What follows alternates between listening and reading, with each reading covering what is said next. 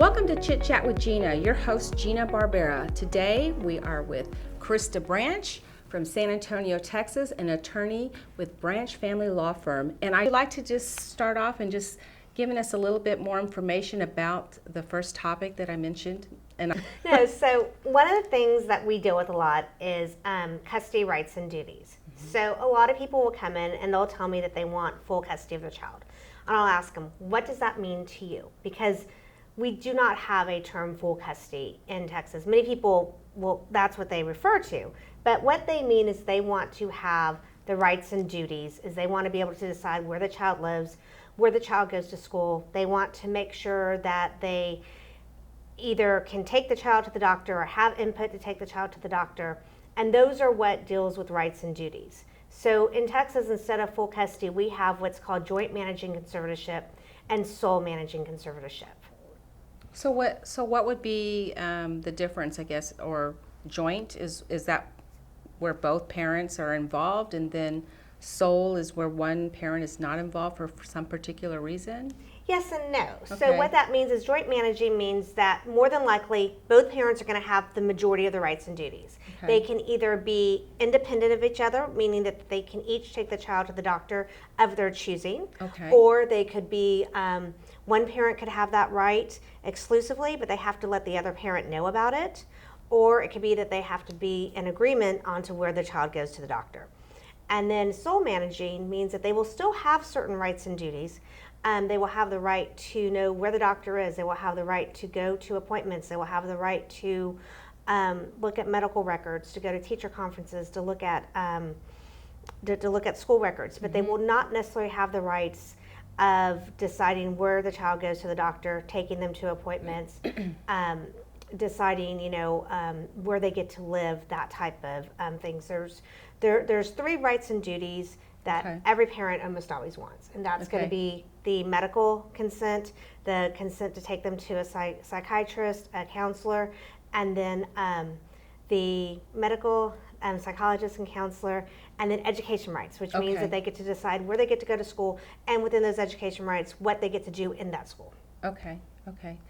So how does that work too with, I guess, school? Or, I mean, I know like sometimes there's like a certain record, right, to get a hold of a particular parent. So is usually just, I guess, one parent, or is it two parents that get notified? Or is that part of the Well, normally, rights? Or every parent has the right to be designated as the emergency contact. Okay. Unless there's a court order stating otherwise. And that would be like maybe where someone has supervised visits, so they would not be able to go pick them up on their own. But Okay. but in most cases, every parent has the right to be designated as the conservator who can be contacted in emergency, Okay. who can pick up the child. However, the schools need to have the order so they can tell, is mom or dad able to have the child on Monday when they come? Because if they're not, then they I can't see. give the child over to mom unless there's an agreement or there's some type of, order in that way. Okay.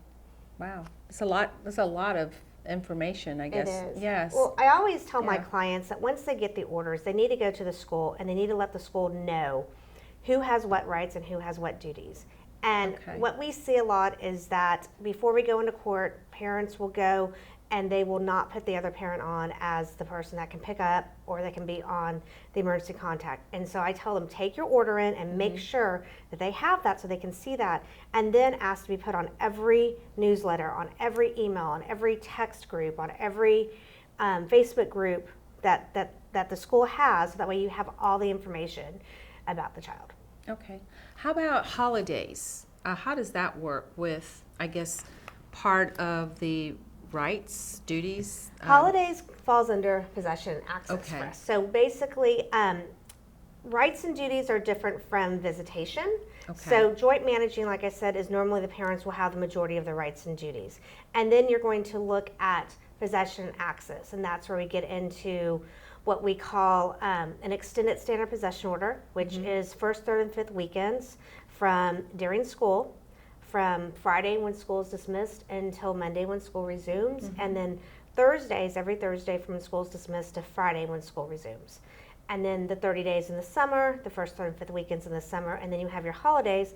Holidays doesn't matter if you're sole managing or joint managing, more than likely your holidays are going to be flip-flopped, which means Okay. that spring break, as long as you live within 100 miles of each other, spring break is going to be one person has them in even years, one has them in odd years. And then Oh, Christmas okay. and Thanksgiving, you're going to split up. Okay. So that parent that gets Thanksgiving this year will get them from when school's dismissed until the day before school resumes for Thanksgiving week. Okay. And then for Christmas, the parent that did not get them for Thanksgiving will get them for actual Christmas Eve, Christmas Day. So they'll get them from when Okay. school's dismissed for Christmas until until the 28th at noon. Wow. Okay. And then you'll flip-flop that the next year. Okay. Okay. It's just to try to make it all Even. balance out. Yes. Yes. So sometimes schools let Okay. out earlier, sometimes they come in later, but it works out because you're going to kind of flip-flop that every year. Okay. Okay. Very interesting. And then this might be off topic, but I'm just curious. What about like if phone calls, FaceTiming? Is that something that also has to be put down as an agreement of being able to communicate with your child? If you want to be able to communicate on a daily basis, is that even? It's called something? electronic communication in our Okay. orders.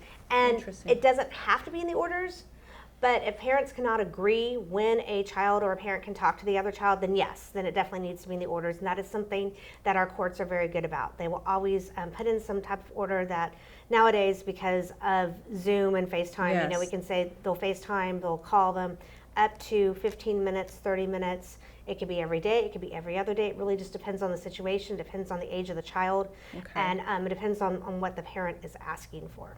Okay. Okay. Okay. Cool. Which is something I guess nowadays you're able to have, where maybe back in the day we didn't have all of that. It wasn't Tech, as right? much as that, yes. Yes. And I will say that you know, while we were all in lockdown during COVID, I Mm-hmm. encouraged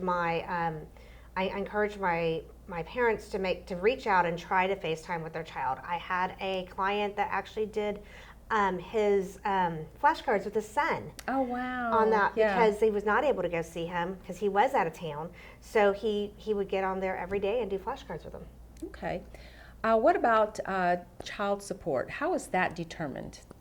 I know we could probably take another video about that. We could, and so that's why I kind of, you know, giggled for a minute because child support is something that it's a guideline, which Okay. means that we have a chart, and so we have a chart that we take out someone's taxes. So it's going to be 20% for one child of your gross net income.